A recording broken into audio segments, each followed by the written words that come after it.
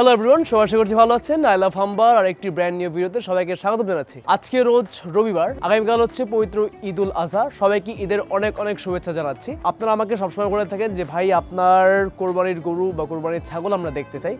তো ভাবলাম আজকে আপনাদের সাথে শেয়ার করি, আপনাদেরকে দেখাই আমার কোরবানির পশুগুলো, আমার কোরবানির গরু, কোরবানির ছাগলগুলো।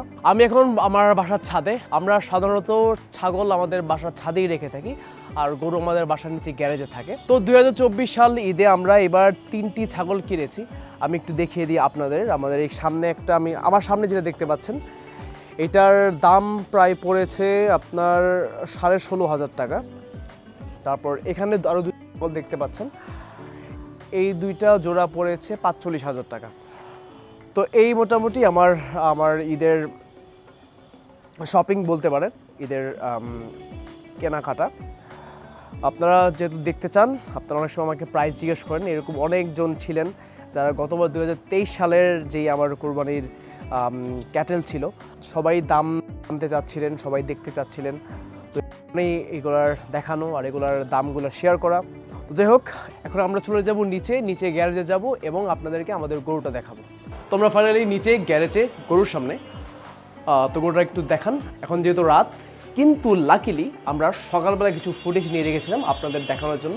তো এখন আমি সেগুলো প্লে করে দিচ্ছি। তো বিষয় হয়েছে, এসএস ক্যাটেলে যখন আমি শ্যুট করতে গিয়েছিলাম, এই গরুটা আমার চোখে লাগে।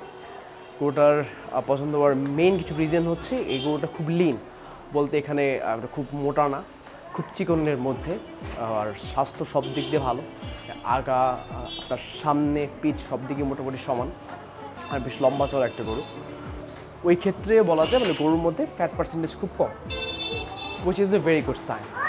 তো আরেকটা বিষয় হচ্ছে, হাট থেকে কিনলে একটা ভয় থাকে, যেটা হচ্ছে আপনার ওই গরু ফুলানো যে স্টিরয়েড দিয়ে গরু ফুলানো হয়, পাশাপাশি আপনার যে মুরগির ফিড ইউজ করা হয়, নানান রকম প্রবলেমের কারণে আমি এবার প্রিফার করলাম যে অ্যাটলিস্ট ফার্ম থেকে একবার নিয়ে দেখি যে কীরকম হয় বা গরুটা কীরকম।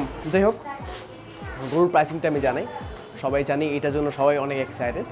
তো বিষয় হয়েছে, আমাদের এই গরুটার সব মিলিয়ে সব কস্ট একবার আমরা বাসা না পড়ুন, যেহেতু আপনারা সবাই জানেন যে ফার্ম থেকে যে ডেলিভারি দেয় সেটা ফ্রি দেওয়া হয়। আর এই সব মিলিয়ে আমার গরুর দাম পড়েছে 1,30,000 টাকা। তো এই গরু আমরা মোটামুটি ওয়েট করেছিলাম 175 ছিল। এখন আশা করি এই কিছুদিনে কিছু ওয়েট বেড়েছে। আই থিঙ্ক, আমার মনে হয় 185-90 কেজির মতো ওয়েট এটার মধ্যে আছে।